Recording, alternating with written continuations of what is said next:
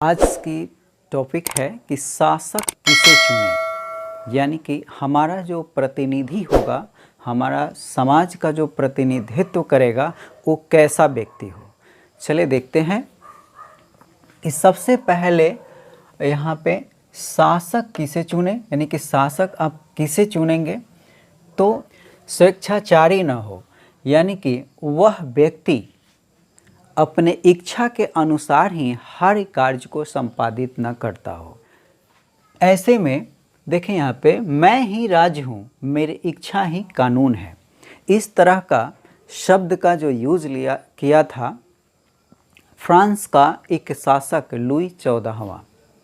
अंत में क्या हुआ, फ्रांस की विनाश होने लगा, यानी कि वहाँ की जनता त्राही त्राही करने लगे और विद्रोह भी कर डाले। तो शासक स्वेच्छाचारी न हो, यानी कि न समझे कि हम जो कह दिए वही कानून मेरा बन गया, वही कानून लागू हो जाएगा, है ना, और मेरी इच्छा जो मेरी इच्छा कर दे वही कानून हो जाए, ऐसा कभी ना हो।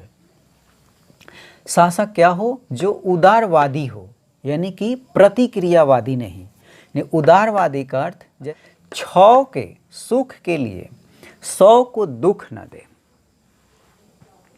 यानी क्या समझे, 5-6 आदमी को सुख के लिए वो 100 व्यक्तियों को दुखित न करे, यानी कि जन समूह के अनुसार ही वो कार्य करे।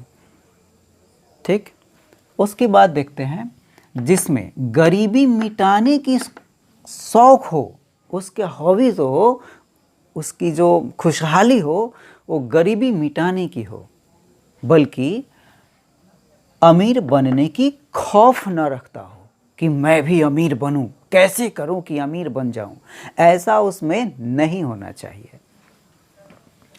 आत्मसम्मान के साथ एक सच्चा निर्णायक हो, यानी कि वो अपने आत्मसम्मान की रक्षा करते हुए, अपनी सच्चाई को प्रकट करते हुए एक सच्चा निर्णय ले सके, यानी कि दूसरे के दाब से, दूसरे के सहयोग से गलत निर्णय न ले सके, वैसा शासक होना चाहिए।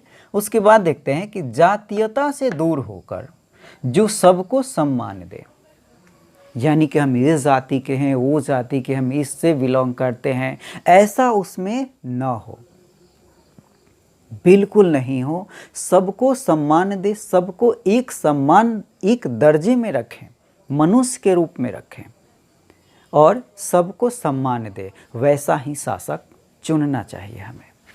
उसके बाद कुछ खास हाथों की कठपुतली न हो, वह व्यक्ति जहाँ का भी हो, जिस व्यवस्था का भी हो, राजतंत्र को हो या देश स्तर पे हो, केंद्र में हो या समाज में हो, वो जैसे भी हो, किसी खास व्यक्ति की हाथों की कठपुतली का कार्य न करता हो।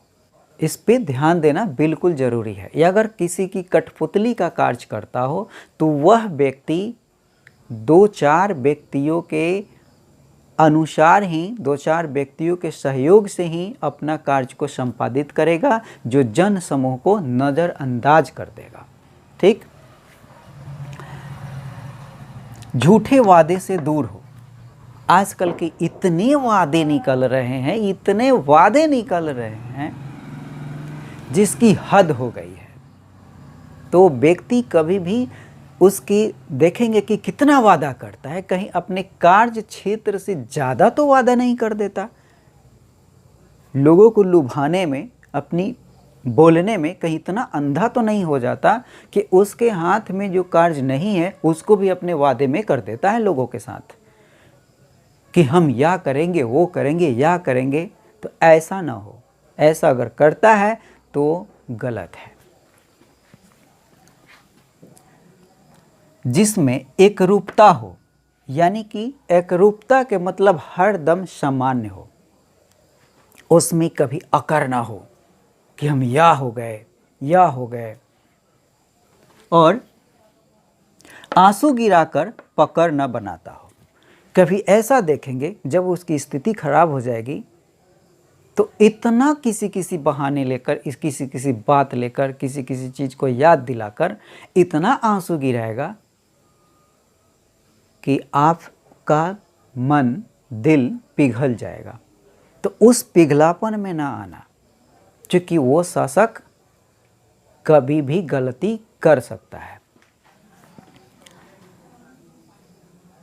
जो वोट के लिए नोट पर ना खरीदे, यानी कि अपनी सत्ता को बनाए रखने के लिए नोट का प्रयोग ना करें।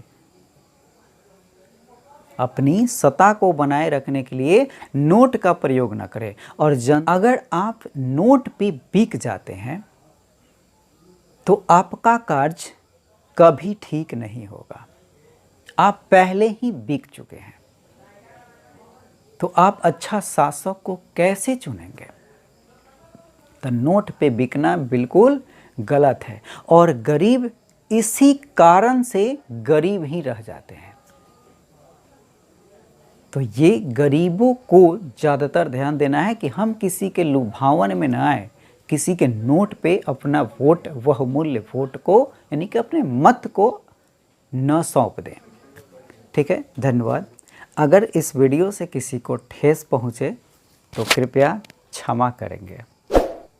मेरे 10वीं कक्षा के छात्रों ने बोला कि एक ऐसा बनाइए वीडियो कि जिससे हम शासक को थोड़ा समझ सके कि कैसा होना चाहिए। तो मैंने कुछ ही शब्दों में ही इसको आपके सामने रखा, जिसके लिए आप मुझे क्षमा करेंगे। जय हिंद।